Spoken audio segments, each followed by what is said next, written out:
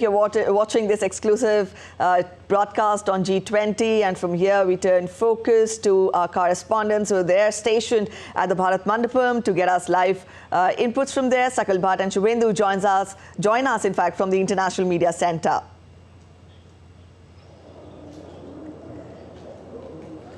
Well, good morning, Sakal. Good morning, Shubhendu. You're watching this very special broadcast on DD India, the D-Day, historic, unprecedented, when all eyes across the globe are all set on national capital New Delhi here in India. The 18th edition of G20 Summit under India's or Bharat's presidency. I'm Sakal Bhatt, and with me is my colleague Shubhendu Ghosh. And we're bringing to you this very, very special broadcast from the very G20 venue. These are DD India studio setup, and we're going to transmit live visuals, live pictures, analysis, and what really makes this G20 summit under India's presidency absolutely historic, unprecedented, and people's summit. Absolutely. Thanks, Sakal. Good morning and welcome to the venue of the G20. Over 220 meetings all through the year across 60 cities and locations of India. All of that has led to this day, the beginning of the G20 Leaders Summit. 2 days of high-octane negotiations where the leaders of the G20 countries, invited countries, are going to determine the road ahead for global economy, of the world order in many ways. And this is the place, the venue from where we'll get you all the action non-stop. There's a special coverage of the G20 you're watching on DD India, and also joining us here is Professor Sreeram Chaulia, expert on international affairs. Good morning and welcome, sir. Big day. Smile and beaming, Sreeram. Yes, and when we look at those 220 meetings, all the outcomes, so many rounds of negotiations, all boils down to how the leaders now articulate the way forward. How do you see these 2 days? Yes, Shubhendu, this is the climax, and we are here, and I think it's a red letter day for India to be hosting this, and the scale and the ambition with which we have organized this G20 is just unprecedented. Sakal was saying, that this is historic. I don't think we are exaggerating. No, absolutely not. 29 heads of delegations from countries, 14 international organizations, including the UN Secretary General. Who is who of international diplomacy is in New Delhi. And I think our convening power, you see, as a host, for a country to be able to draw in so many heavyweights from all over the world at our, right here, and to deliberate on global issues, it shows the rise of India. And I think that's what we are seeing under Prime Minister Narendra Modi. Our diplomacy has gone from being a middle power to a rising power that's going to become a leading power in the world. This G20 summit is ultimately going to be a milestone in our pathway to becoming a leading power in the world. Just to understand, broadly speaking, what are various facets which actually sets this G20 different from the previous ones? These 17 G20 summits, I'm sure you must have covered few, we have covered some. It seems the whole world not only is looking at India, but the who's who of the world's politics is converging here in India today. Sakal, first, like we said, scale. In scale, it's massive, right? Prime Minister always said, Bada socho, think big, and do something extraordinary and historic. That's what we are doing. Second, I would say the agenda is very, very development-centric. The previous G20 presidencies have also tried to bring in a lot of development content and, the working groups, mechanism. There's so many issues in G20. But we have put, in a way, developmental issues, developmental priorities of those who are not part of G20, also on the table, voice of the global south. I would say that is the distinguishing feature of this G20 compared to previous ones. And third, I would say that, the kind of new innovations and ideas that India as the chair and also the other G20 participants have brought in are going to make this a richer experience. We'll see this when the final declaration comes also. Just the depth of issues. I mean, there's so many technical areas, and I don't understand half of them, but overall, what I can say is that we are actually, global governance is at stake, right? There's no unanimity in the international community. There are a lot of divisions, a lot of conflict. So this G20 is a make or break. The timings is also important. Pardon? The timings of the summit. Yeah, that's what I'm saying. So this is a make or break moment. We were with the External Affairs Minister, Dr. Jaishankar, the other day on DD, and he was saying this is an inflection point in global politics. And he also said that, if you remember, Shubhendu, that exclusive interview that Sreeram got us, India has to be world ready, but most importantly, world has to be India ready. And I think that's a very important statement. And that kind of sums it up, that when we talk about the G20 format or scheme of things, it just cannot get bigger than this, especially under India's presidency. Would you agree? Yeah, I think, see, the country, of course, is very much willing and ready to take global responsibilities. That is the number one message we are sending to the world. And Sakal and Shubhendu, here at the G20 venue, there are like hundreds of delegates from all over the world. And when we talk to them, they are all saying this is just so massive. You know, you people have taken G20 so seriously. Our countries have also hosted G20, but we never did it on such a grand scale. It means that India is actually thinking about world welfare. Right. Professor Chaulia, I want to talk about that scale aspect a little more. Yesterday, when the Sherpa was giving a briefing to the media, he spoke about over 220 meetings across 60 cities and venues, and that's also unprecedented, because traditionally the countries hosting G20 would have it in the capital, maybe a city adjoining the capital, one or two venues. 60 cities across the length and breadth of the country, from Kashmir to Kanyakumari, from Gujarat to Northeast to Port Blair. I'm not exaggerating symbolically, I'm not speaking. These are actually were the destinations among 60. What message does that send across within the country and outside? Within the country, like I said, it means that India's time has come. We have arrived on the big stage, and all our people, our society, was mobilized to back the government and the state to be able to deliver on this. See, domestic credibility matters. If there have been some G20 hosts which are not even democratic, you know, they don't even do this kind of mass exercise of what Prime Minister calls Jan Bhagidari and people's participation. But we are the world's largest democracy, and among the developing countries, I would say it is the most successful democracy. So we are showing to the world that this is the right model of consultation and participation for governance. And the good governance that we have at home in India is a model for the rest of the world in terms of global governance. You know, these are not two separate. As far as the outside world goes, they are seeing that Indians have, owned the G20. Indians took stakeholdership of G20. Indians took responsibility for the G20. And they are saying, these are the kind of people who should lead the world order. The new world order should be under Indian leadership. That is the big message, I think, that we are also hearing from so many delegates. And I can tell you, they are not trying to flatter us. There are many, many serious scholars I've been meeting here at the venue who are saying, I've attended 15 summits, 10 summits, 12 summits, and I've never seen the depth of preparations, the kind of engagement that you Indians have done. Right. It's like you're lifting the whole of humanity, as PM said, human-centric globalization. Yeah, that is exactly lifting of whole of humanity is what is reflected in our very ethos, or the vision, or the theme of the G20 when we talk of Vasudhaiva Kutumbakam, which we have derived from our Sanskrit Upanishads. The heritage, Indian heritage, which is so much embedded, Indian culture. I think there are more than the diplomatics or diplomacy aspects to G20, which have been traditionally part of such for us, Sreeram. But this time also, when we talk about why this is unprecedented and historic, because we have seen, Shubhendu, you've covered in fact some of those engagement groups and meetings. In the last 1 year or so, the way culture has been reflected in most of these engagement sessions, meetings, extensive briefings, which also adds a lot to India's soft power. A broader message of inclusivity, which talks about India's own cultural diversity, which is showcased in the manner in which the cities are planned, but also in the message, as you mentioned, Vasudhaiva Kutumbakam, globalization, which is human-centric, globalization, which makes space for emerging economies, developing economies, global south. And it's interesting that the Global South Summit precedes the G20 engagements of India. That sends out a big message, Professor. Yeah, on the culture issue, Shubhendu and Sakal, I'll say that, the greatness of India has been showcased in a way like never seen before. The whole world, we had Incredible India and all those tourism promotion things. But even here at the venue, you see India, mother of democracy. There's a full tableau about it. All our art forms, our cultural, our handicrafts, all are on display here, for the whole world. And then there is also the modern things we're doing, like our digital success, and digital public infrastructure is a major issue at this G20. And we got a whole pavilion here in the Bharat Mandapam on that. And all these are, in a way, G20 is like a showcase and or some window to the world where we are saying, come on in, look at the greatness of India, and we are there to support each other, and our attributes you're most welcome to benefit from our attributes. That is a sign of a rising power, because middle and small powers, what they do is they are always looking up to somebody else, to some richer countries or more powerful countries to be their role model.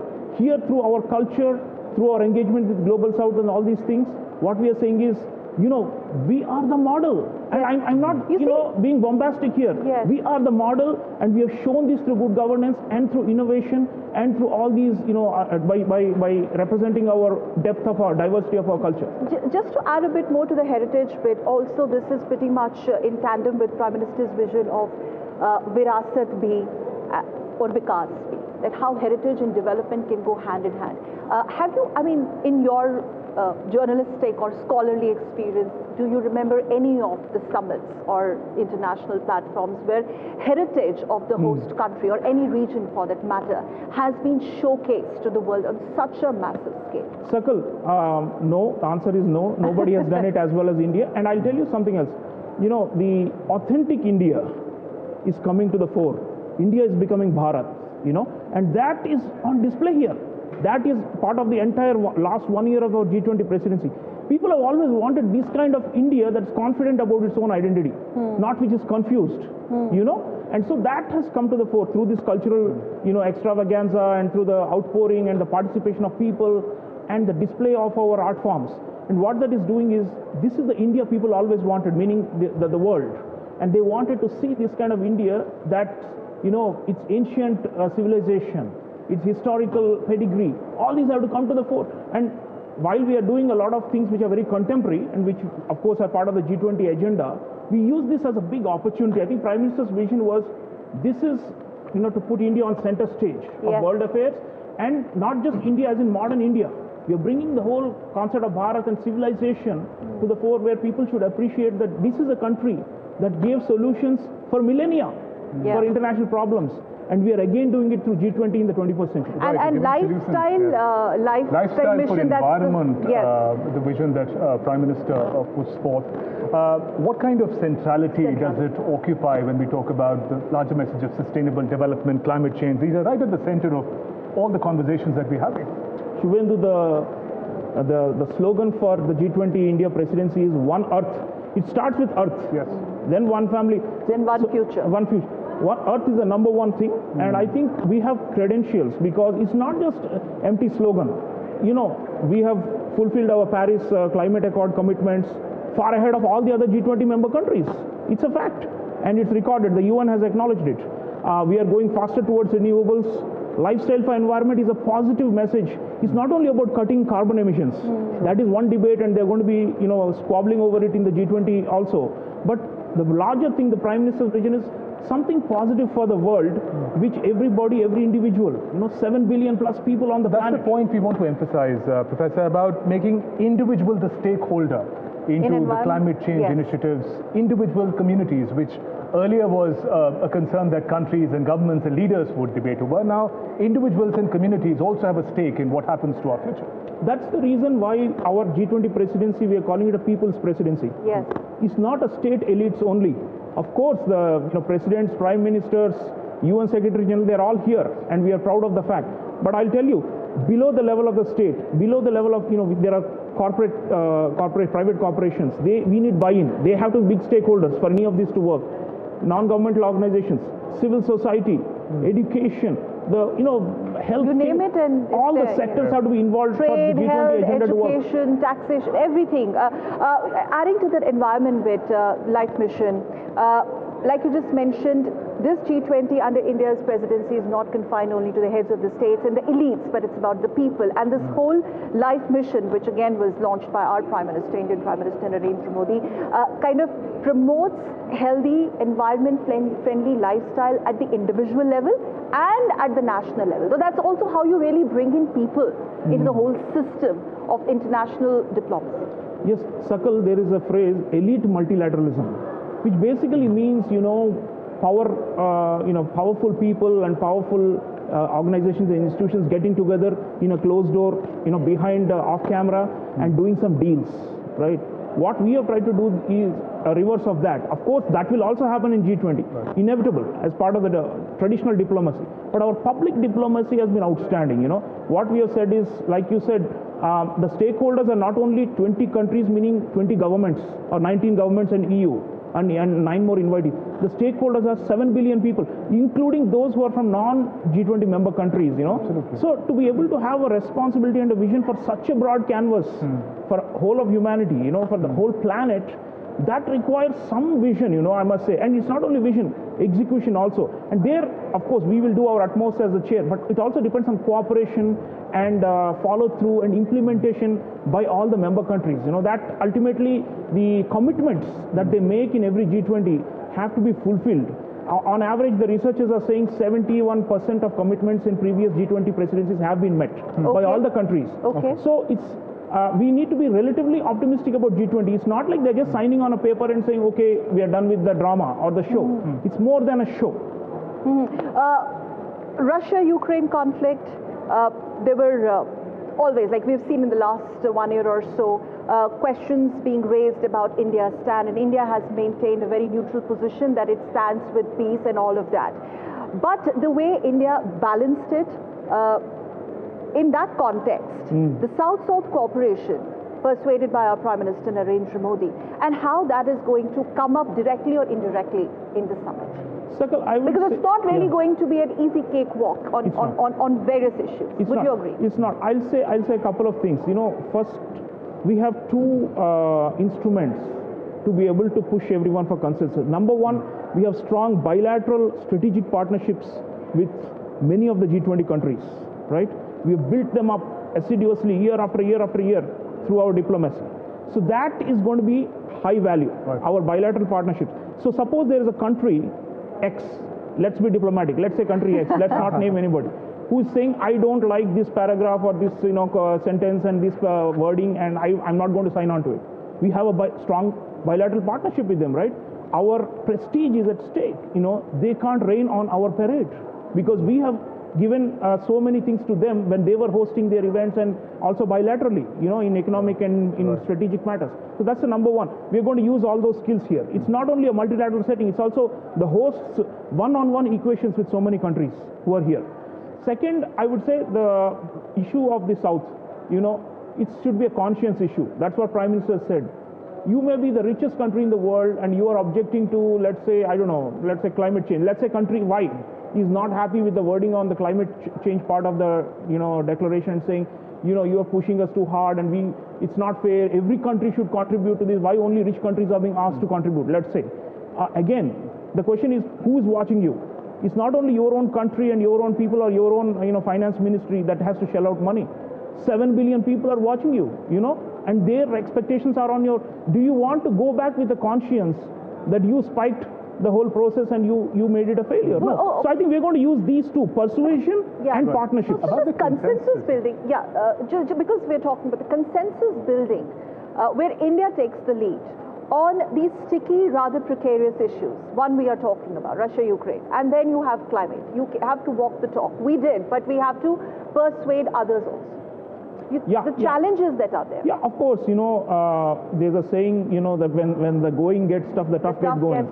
So it is a very, very, challenging task. It's a huge responsibility on our shoulders, and we have willingly taken it up. And I think we can be quietly confident that we have worked the wheels. We have, been able to establish, our clarity on our positions, but also finding a middle ground among all these contending countries, some of whom don't see eye to eye. Right. What we have tried our utmost is depoliticize. That's the key word.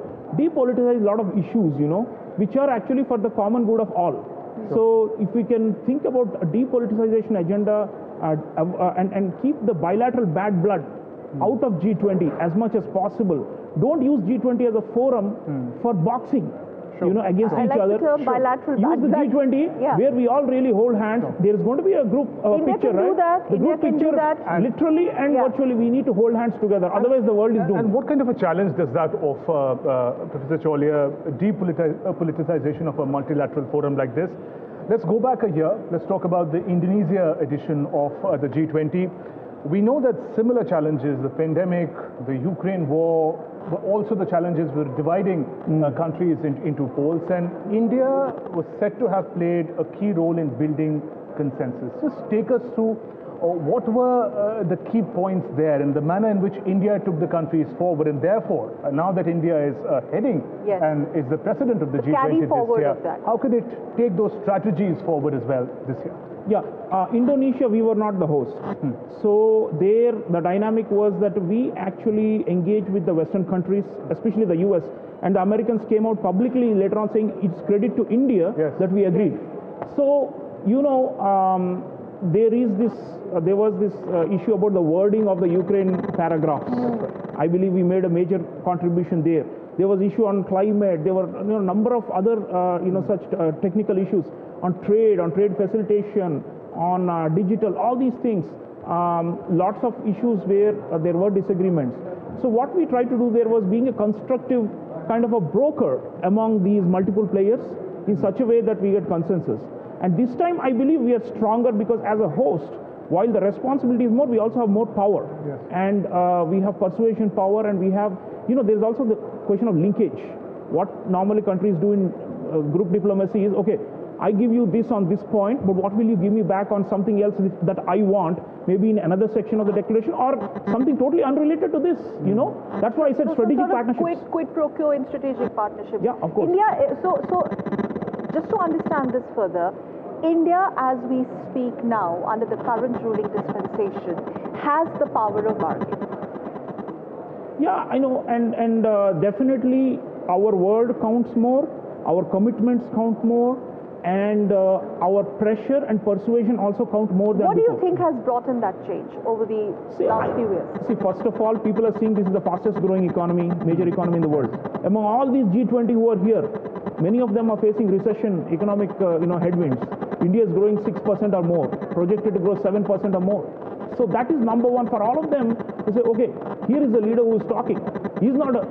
India is not a burden on the world. India is actually giving something to the world, and is going to be the growth engine.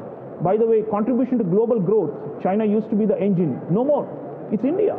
So what I'm trying to say is that gives us heavier weightage in all these negotiations, because they are going to benefit from India's growth. Let me put it this way, going back to the quid pro quo point, market access to India. If they play spoil sport, we are not going to be kind to them. I'm sorry, international diplomacy is also based on reciprocity, right? So, I mean, to put it in a crude way, they better behave, because otherwise it will have repercussions. And I think when India threatens repercussions, it's also to be taken seriously. Was this sort of confidence missing in previous governments? I may ask this. Well, because we need to understand where are we really coming from, the trajectory in the last 9 to 10 years and before that. Not really comparing, but just to understand. We were a lot weaker, Sakal. Now India is at the global high table, and when Prime Minister Modi talks, he is not only seen as India's Prime Minister, but one of the world leaders, and I think that is the message. That's the message. And, we were weaker in earlier eras. We were much smaller.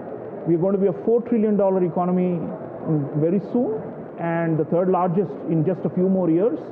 So, if you look at the lineup, the top three, China, United States, and India, these three are going to be the top three powers in the world, in time to come. So, what does that mean? Nobody can take us for granted. Nobody can take us lightly.